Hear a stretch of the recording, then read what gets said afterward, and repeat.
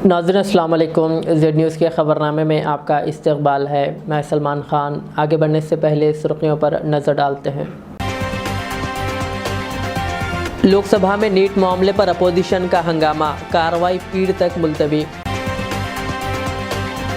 BRS को एक और झटका, शिविल्ला के रुकन असम्बली कांग्रेस में शामिल।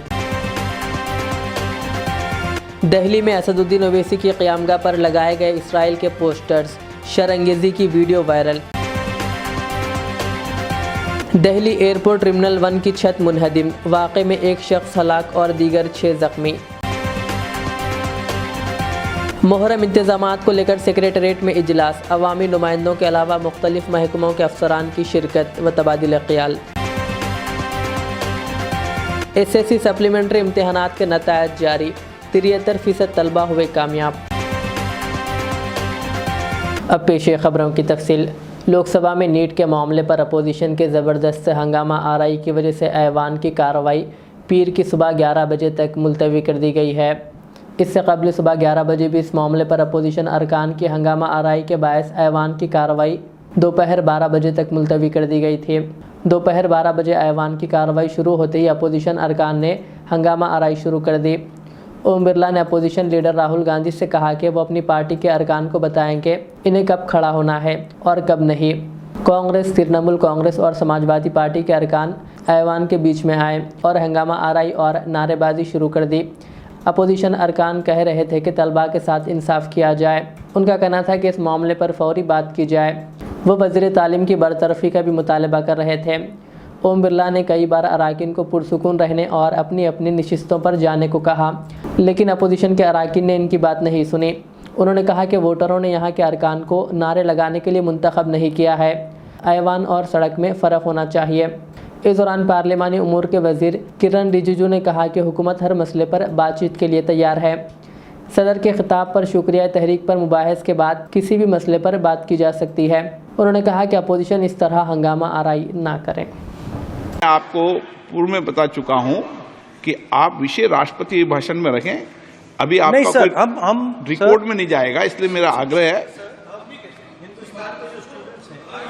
उनको, हिंदुस्तान के जो स्टूडेंट्स हैं उनको हम जॉइंट मैसेज देना चाहते थे। हाँ दें, आप सुनिए जॉइंट मैसेज देना चाहते थे ऑपोजिशन और सरकार के साइड से कि इस मुद्दे को हम जरूरी मानते हैं और इसीलिए हमने सोचा था कि आज स्टूडेंट्स की रिस्पेक्ट करने के लिए हम नीट पर डिस्कशन करें। ठीक है, आप डेडिकेटेड डिस्कशन। अब बात यह है कि दो फोर्सेस हैं, एक तरफ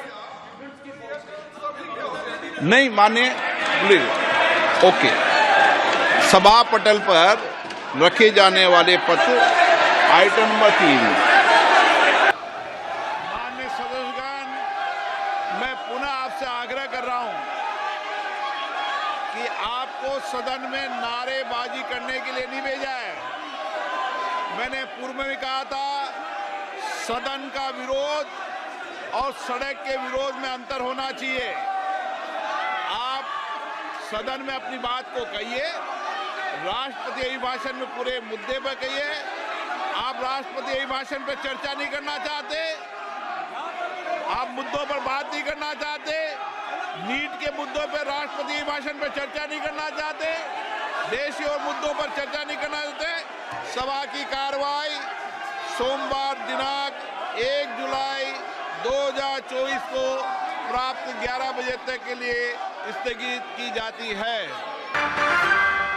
दिल्ली में वाक़ असदुद्दीन ओवैसी की क़यामगाह पर शरपसंदों ने हमला करने के बाद इनके मकान के गेट और बोर्ड पर इसराइल की तायद में पोस्टर्स लगाएं। हमला आवारों ने सदर मजलिस के घर पर आई स्टैंड विद इसराइल के पोस्टर लगाएं और इन्हें नाअहल करार देने का मुतालबा करते हुए नारेबाजी की। असदुद्दीन ओवैसी की क़यामगाह पर लगाए गए पोस्टर्स पर हिंदी ज़बान में लिखा है, भारत माता की जय, असदुद्दीन ओवैसी की अहलियत मनसूख की जाए। सदर मजलिस की क़यामगाह पर हमले के वाक़े के बाद सोशल मीडिया पर लोग बरहमी का इजहार कर रहे हैं। उनका कहना है कि मुट्ठी भर लोग एक रुकन पार्लियामेंट के क़यामगाह के सामने खड़े होकर नारेबाजी करते हैं और वीडियोग्राफी करते हैं, तो पुलिस को कैसे इस बात का इल्म नहीं होता? बर वक्त पुलिस वहाँ क्यों नहीं पहुँची? वाज़ेह है कि फ़लस्तीन की हिमायत में नारे लगाने के बाद ही बीजेपी के अरकान व कायदीन सदर मजलिस के ख़िलाफ़ बरहमी का इजहार कर रहे थे। असदुद्दीन ओवैसी की सरकारी क़यामगाह पर हमला करने वाला एक शख्स मरकज़ी वज़ीर बंडी संजय और राजा सिंह का हामी बताया गया। इस वाक़े पर सदर मजलिस ने शदीद बरहमी का इजहार किया।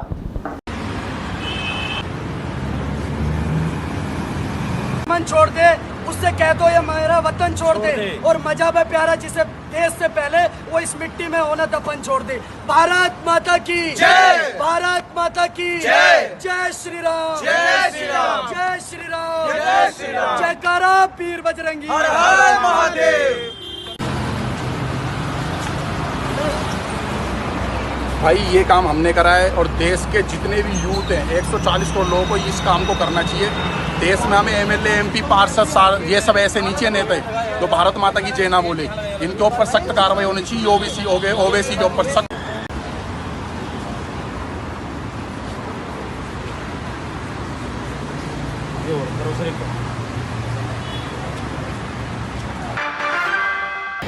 बीआरएस पार्टी को आज उस वक्त शदीद झटका लगा जब इस पार्टी के एक और रुकन असम्बली के यादయ్య भी कांग्रेस पार्टी में शामिल हो गए। चेवेल्ला असम्बली हल्के से नुमाइंदगी करने वाले बीआरएस पार्टी के रुकन असम्बली यादయ్య जुमा को दिल्ली में वज़ीर आला रेवंत रेड्डी और दीपा दास मुंशी की मौजूदगी में कांग्रेस पार्टी में शमूलियत अख्तियार कर ली। यादయ్య की कांग्रेस में शमूलियत अख्तियार करने के बाद कांग्रेस पार्टी में शामिल होने वाले बीआरएस के अरकान असम्बली की तादाद 6 हो गई है। इससे कबल बीआरएस पार्टी के 5 अरकान असम्बली वक्फे से कांग्रेस पार्टी में शामिल हो गए, जिनमें सबसे पहले खैरताबाद के रुकन असम्बली दानम नागेंदर, बादाजा टी वेंकटराव, कडियम श्रीहरि, पोचाराम श्रीनिवास रेड्डी, डॉक्टर संजय कुमार और अब यादయ్య शामिल हैं।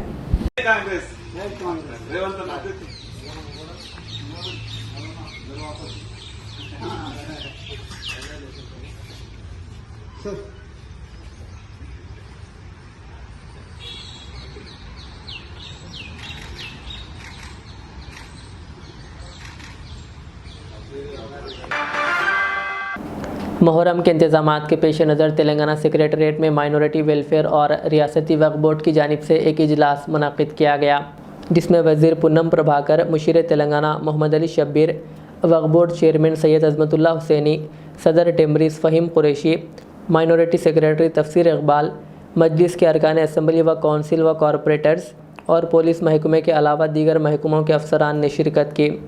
इस मौके पर रियासत ने मुहर्रम के इंतजामात के सिलसिले में तबादिल ख्याल किया गया और कई तजावीज़ पेश की गई। बाद इस सिलसिले में वक्फ बोर्ड चेयरमैन सैयद अज़मतुल्लाह हुसैनी ने जेड चैनल से बात करते हुए मज़ीद तफसीलात बताई। अल्हम्दुलिल्लाह आज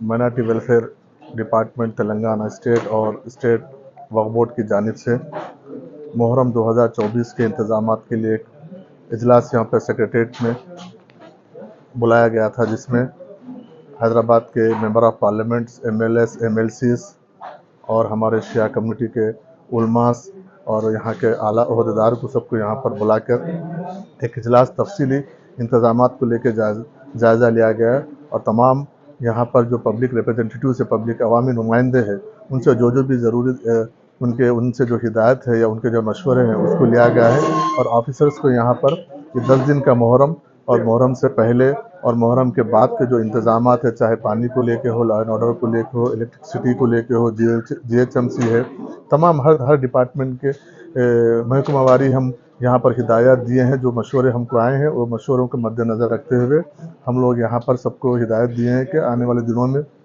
मुहर्रम के किस तरीके से इंतजामात अच्छे से अच्छे हों, क्योंकि हुकूमत चाहती है, इस रेवंत रेड्डी साहब के ख़ास तौर पर उनकी हिदायत है कि इस मुहर्रम को हम बगैर किसी शिकायत के, बगैर किसी रुकावट के इंतजामात करें। और जहाँ तक ग्रांटीनेट का सवाल है कि पिछले रिवायत के तोड़कर हम इस बार हम ग्रांटीनेट को पहले ही उसको सबके हम अकाउंट्स में डाल चुके हैं और यहाँ वक्फ बोर्ड की जानिब से हम 18 तारीख आज से लेके हम 5 तारीख तक जो मज़ीद जो फॉर्म्स एप्लीकेशंस आए हैं वो एप्लीकेशंस को हम उनका रिव्यू करेंगे, उनको स्क्रूटनी करके जहाँ पर भी ज़रूरत है और मज़ीद हम वो आशुर खानों को, सबील्स को और अंजुमन्स को हम 5 तारीख तक हम एप्लीकेशन लेंगे और 5 के बाद जो भी उसमें एलिजिबल है हम सबको है सो हम और मज़ीद उसमें इजाफा करके उनके अकाउंट में डालेंगे। क्योंकि बहुत हमारे शिया उलमाओं की तरफ से डिमांड है कि ये ग्रांटीनेट हमारे लिए बहुत कम होते जा रहा है, तो हम उनको ये बोले हैं कि ये अभी उबूरी बजट है, इसलिए उबूरी बजट की वजह से हम जो पहले था उसको रिलीज़ कर चुके हैं। जब हमारा गवर्नमेंट का फुल फ्लेज बजट आएगा, माइनॉरिटी वेलफेयर डिपार्टमेंट का फुल फ्लेज बजट आएगा, उसमें हम इसमें भी आने वाले दिनों में भी इसमें भी इजाफा करेंगे। तो जाहिर सी बात है, बजट में इजाफा होगा तो तमाम ये ग्रांटीनेट जो मुहर्रम का ग्रांटीनेट है उसको भी हम आगे से बढ़ा के देंगे। और मैं आप तमाम लोगों से गुजारिश करता हूँ कि आप मीडिया के माध्यम से, मीडिया के ज़रिए, कि जो भी छूट गए आशुर खाने हो, चाहे सबील्स हो, अंजुमन्स हो, हम 5 तारीख के अंदर उनके एप्लीकेशंस लेंगे। उसके बाद हम उसको स्क्रूटनी करेंगे। जहाँ पर भी ज़रूरत होगी, हमारे पास बजट का कुछ नहीं है, जो भी एलिजिबल रहेंगे हम तमाम लोगों को वक्फ बोर्ड की जानिब से हम उनको दिया जाए। बीआरएस के सरबराह व साबिक़ वज़ीर आला के चंद्रशेखर राव ने जुमेरात के रोज़ अपने फार्म हाउस में ओमनी चलाई। ओमनी चलाते हुए केसीआर की तस्वीर सोशल मीडिया पर वायरल हो रही है। बताया जाता है कि कोहले के ऑपरेशन के बाद 6 माह तक आराम के बाद केसीआर अब बग़ैर किसी की मदद के चल रहे हैं और केसीआर ने अपनी पुरानी ओमनी वैन चलाई, क्योंकि डॉक्टरों ने इन्हें बग़ैर किसी सहारे के पैरों को हरकत करने में लाने के लिए कार चलाने की कोशिश का मशवरा दिया था। वाज़ेह है कि केसीआर गुज़िश्ता साल 8 दिसंबर को रात में फिसल कर गिर गए थे। इसके साथ ही घर वालों ने केसीआर को समाजूगढ़े के यशोदा अस्पताल मुंतकिल किया था, जहां केसीआर की कोहले की तब्दीली की सर्जरी की गई। झारखंड के साबिक़ वज़ीर आला हेमंत सोरेन को आज झारखंड हाई कोर्ट से ज़मानत मिल गई, जो ज़मीन घपले मामले में जेल में थे। साबिक़ वज़ीर आला हेमंत सोरेन को 31 जनवरी 2024 को इन्फोर्समेंट डायरेक्टरेट ईडी की टीम ने तवील पूछताछ के बाद गिरफ्तार किया था। प्रयास किया जा रहा है, ये भी किसी देश, पूरे देश में छुपा नहीं है। और न्याय पाने में जो वक्त लगता है, वो वक्त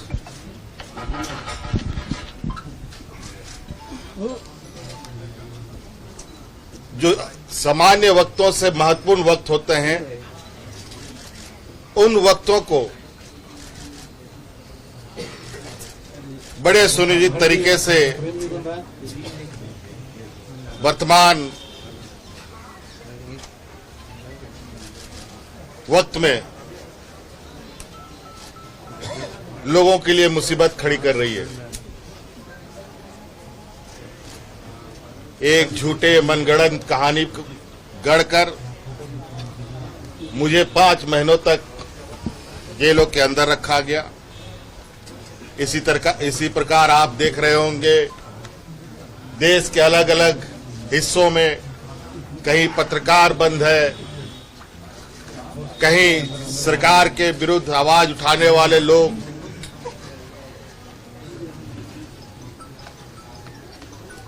और उनकी आवाज को कुचलने का काम किया जा रहा है।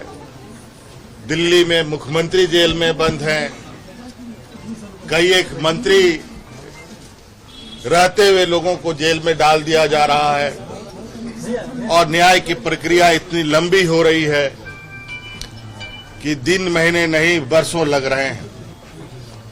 और कहीं ना कहीं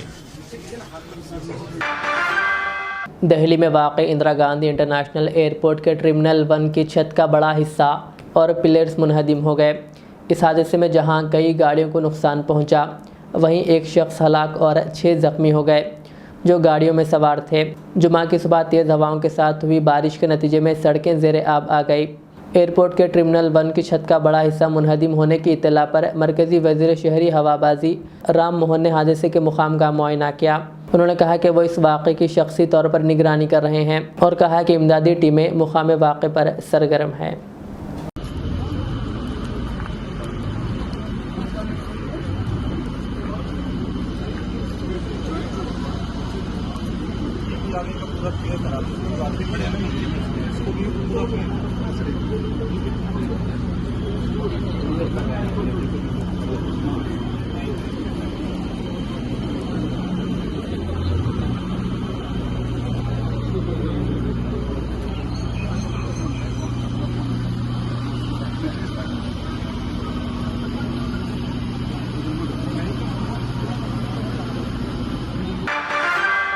तेलंगाना में 10वीं जमात के एडवांस सप्लीमेंट्री इम्तहानात के नतायज आज जुमा को 3 बजे जारी हो गए। सप्लीमेंट्री इम्तहानात में कामयाबी का तनासुब 73.3% रिकॉर्ड किया गया।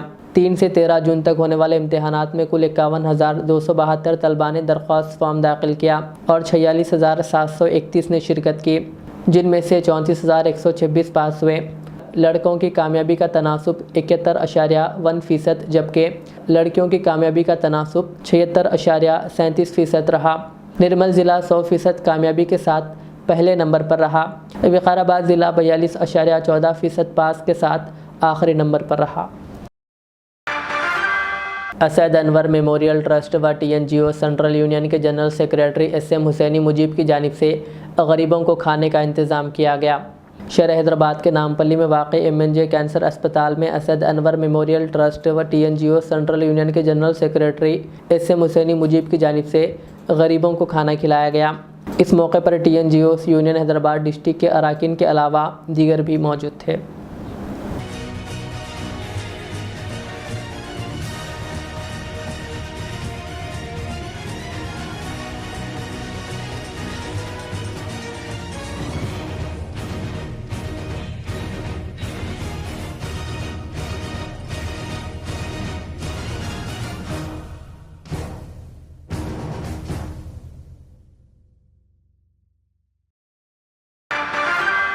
पेद्दापल्ली ज़िला कलेक्टर कोयासरी हरीशा ने जुमेरात के रोज़ मरबूत ज़िला कलेक्ट्रेट में सरकारी दफातर का अचानक मुआयना किया।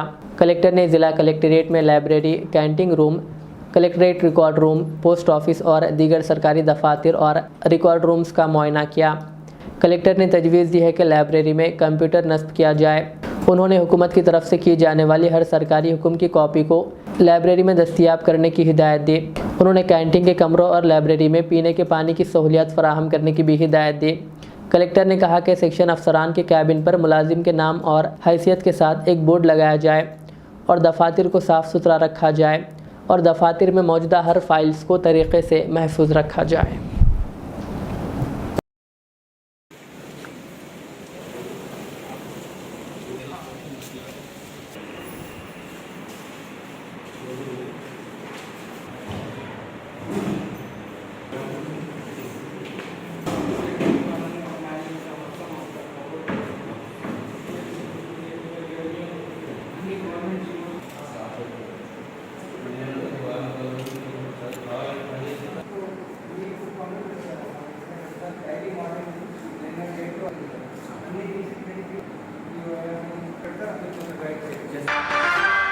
भैंसा के वार्ड नंबर 25 बंगाला गली में बाद नमाज जुमा मजलिस इत्तेहादुल मुस्लिमीन के पार्टी दफ्तर का इफ्तिताह अमल में आया।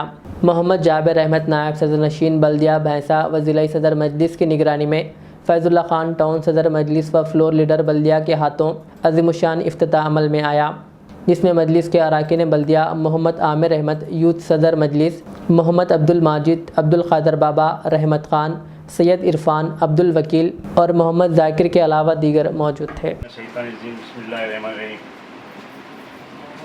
आज जुम्मा के दिन जो बंगाला गली वार्ड नंबर 25 मस्जिद इत्तेहादुल मुस्लिमीन का जो ऑफिस का इफ्तिताह हुआ है, ये इफ्तिताह आने वाले इलेक्शन के वास्ते और कुछ काम अगर वार्ड में नहीं हुआ, ऑफिस में बैठ के जो बैठेंगे उनको बोलना बोल के ये ऑफिस खोला गया है। ये ऑफिस की जिम्मेदारी डॉक्टर अनवर साहब को दिए गए है। ये ऑफिस के जिम्मेदार है और ये ऑफिस जिस जगह पे खुल रहा है, ये जगह पे कई साल पहले वेलफेयर थी मुसलमानों की, यहाँ से वेलफेयर काम करती थी मुसलमानों का। वही जगह हमको आज मिली, बहुत खुशी की बात है जो होम के काम में आ रही है जगह।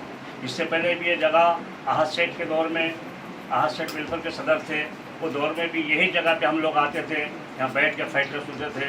और आने वाले दिनों के अंदर भी ये 25 वार्ड के जो भी फैसले होंगे, जो भी काम होंगे, यही जगह से होंगे। बहुत खुशी की बात है। मैं जावेद साहब को मुबारकबाद देता हूँ जो हमको ऑफिस के वास्ते जो जगह दिए, बहुत खुशी की बात है। मेरे को आज से 30 साल 35 साल पुराना याद आ गया ये जगह पे आके, क्योंकि हम ये जगह पे आहद सेठ के दौर में वेलफेयर के ज़माने में बैठते थे, जो ईदगाह के भी काम आ करते थे, कौम के मिलत के काम आ करते थे, हर चीज़ यहाँ से निकल के आती थी, बच्चों को छुड़ाते थे जेलों से। ये हमको बहुत खुशी की बात है। और यहाँ के वार्ड में जो भी कमी है, आप पूरे वार्ड के कोई भी आके यहाँ हमारे डॉक्टर अनवर साहब को बोल सकते, मेरे को बोल सकते, आमिर अहमद साहब को बोल सकते, माजिद साहब को बोल सकते, हमारे जावेद साहब को बोल सकते। ये जिम्मेदार है हमारे यहाँ के, हमारे आरिफ साहब आप भी बोल सकते, आप भी यहाँ काम कर सकते। कोई भी काम है तो हमको बोलो, नहीं तो आप जावेद साहब को बोल सकते। अगर हम नहीं मिले वक्त तो आप जावेद साहब बोलते। जो भी काम रुकेवाल है वार्ड के, क्योंकि जो हमारा आदमी यहाँ का था कोई एतमाद का आदमी नहीं था, जो सही काम नहीं करा, लोगों को झिड़किया, लोगों में कहीं नाइट था भाई, जो दादा है आदमी हमारा, हम उसके लिए माफ़ी चाहते हैं। आइंदा आने वाले सालों के अंदर जो भी काम होंगे, अब आएंगे जो भी काम होंगे, आप हमको बोल सकते हैं, हमारे से काम ले सकते हैं। ये अच्छा मौका है जो मिल्लत का काम करने के वास्ते, एक जैसी बताने के वास्ते, छोटे मोटे बातों को भूल कर जो भी अगर हमारे से इख्तिलाफ है दूर कर लीजिए। आप आज हमको मिल सकते, हमारे कोई दुश्मन नहीं है, ना हमारे कोई बच्चा, हमारा कोई या वार्ड में हमारा कोई दुश्मन नहीं है। हम आके बराबर मिल सकते, आपका ऑफिस से बैठ सकते, उठ सकते। अगर आपका जो भी काम है इंशाल्लाह हमको बोल लीजिए, हम करेंगे। मैं इतना कहते अपनी जगह रखूँ। अल्लाह हाफ़िज़। आखिर में सुर्खियाँ और एक बार। लोकसभा में नीट मामले पर अपोजिशन का हंगामा, कार्रवाई पीर तक मुलतवी। बीआरएस को एक और झटका, शिविरला के रुकन असम्बली कांग्रेस में शामिल। दिल्ली में असदुद्दीन ओवैसी की क़यामगाह पर लगाए गए इसराइल के पोस्टर्स, शरंगेजी की video viral. Delhi airport terminal 1 की छत मुनहदिम, वाक़े में एक शख्स हलाक और दीगर 6 ज़ख्मी।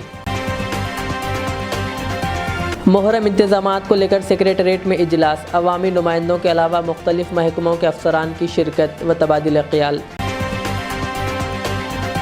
SSC सप्लीमेंट्री इम्तहानात के नतायज जारी, 73% तलबा हुए कामयाब। ये थी आज की दिन भर की हमारी ख़बरें। मुझे इजाज़त दीजिए। हमारे इस चैनल को यूट्यूब पर सब्सक्राइब, फेसबुक पर लाइक शेयर ज़रूर करें। अल्लाह हाफ़िज़। इस महंगाई के दौर में सोना खरीदना हुआ आसान। जौहरी gold diamonds and platinum Toli चौकी लाया है गोल्ड बचत स्कीम। शादी ब्याह और दीगर तकरीबात के लिए अब सोना खरीदें 11 महीने की आसान अक़सात पर और 12वें महीने में अपना सोना घर ले जाएं एवरेज गोल्ड रेट पर, बिना कोई एक्स्ट्रा चार्ज और 0% इंटरेस्ट के साथ। 916 हॉलमार्क की jewellery, no wastage, no making charges के साथ। अब होगी बचत पैसों की और घर आएगा सोना, वो भी आसान अक़सात पर। आपका भरोसा, हमारी पहचान। Jauhari, crafted just for you. Gold diamonds and platinum, Toli Chowki, Hyderabad. Riyaz Islamic school, तालीमी मैदान में एक नया इनकलाब। इस्लामिक और मॉडर्न एजुकेशन की अजीम दरसगाह। 23 साल तजुर्बे के बाद तलबा और तालिबात के लिए रियाज इस्लामिक स्कूल पेश करता है हिफ्ज़ कुरान, नाज़िरा कुरान क़ायदे के अलावा नर्सरी ता 10वीं जमात तक की तालीम का बेहतरीन नज़्म। बच्चों के लिए हॉस्टल की सहूलत, मुस्तहिक़ तलबा के लिए खुसूसी रियायत, तलबा और तालिबात के लिए अलहदा क्लासेस के माकूल नज़्म, खुसूसी computer classes, hardware and software training. बच्चों में तहरीरी और तकरीरी सलाहियतों को उजागर करने के लिए हफ्तावारी प्रोग्राम। काबिल और मुशफ़िक़ असातिज़ा इकराम की निगरानी में बेहतरीन तालीम नज़्म। सुबह 8 बजे तक शाम 4:30 बजे दाखिले जारी हैं, उजलत कीजिए। Riyaz Islamic school, opposite lane, new SR petrol pump, Vattepally, Hyderabad.